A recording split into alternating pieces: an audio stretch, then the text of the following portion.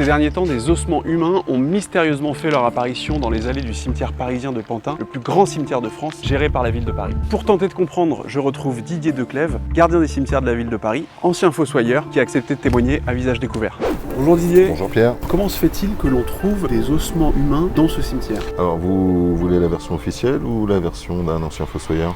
La version officielle de la ville, c'est qu'à cause des mouvements des sols et de la terre qui bouge, les eaux remontent et vont après se disperser au niveau des divisions. Même si on a averti la hiérarchie en disant que les gens n'allaient pas y croire, la hiérarchie nous a dit « mais vous savez, les gens sont bêtes ». Et alors c'est quoi du coup la vraie raison?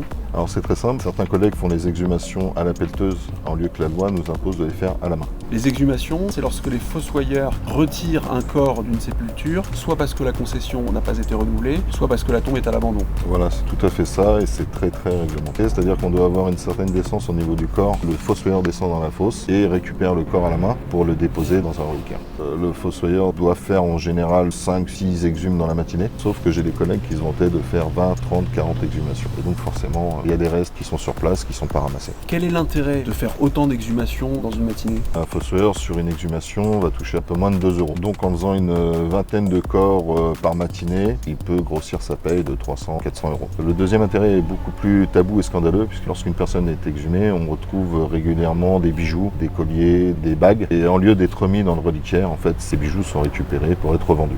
Vous êtes en train de m'expliquer qu'il y a des vols sur des dépouilles. C'est tout à fait ça. Il y a déjà eu une histoire similaire où un fossoyeur avait été appréhendé avec 11 dents en or sur lui. La mairie dit que ces pratiques sont définitivement finies, mais je peux vous assurer que non, ça continue. Oui, parce que personne ne sait ce qu'il y a dans les tombes. Personne ne sait ce qu'il y a dans les tombes. Donc personne ne sait ce qui en sort. Voilà. Tout le cimetière est concerné par ces exhumations sauvages? La totalité du cimetière est concernée, mais surtout les divisions de confession israélite.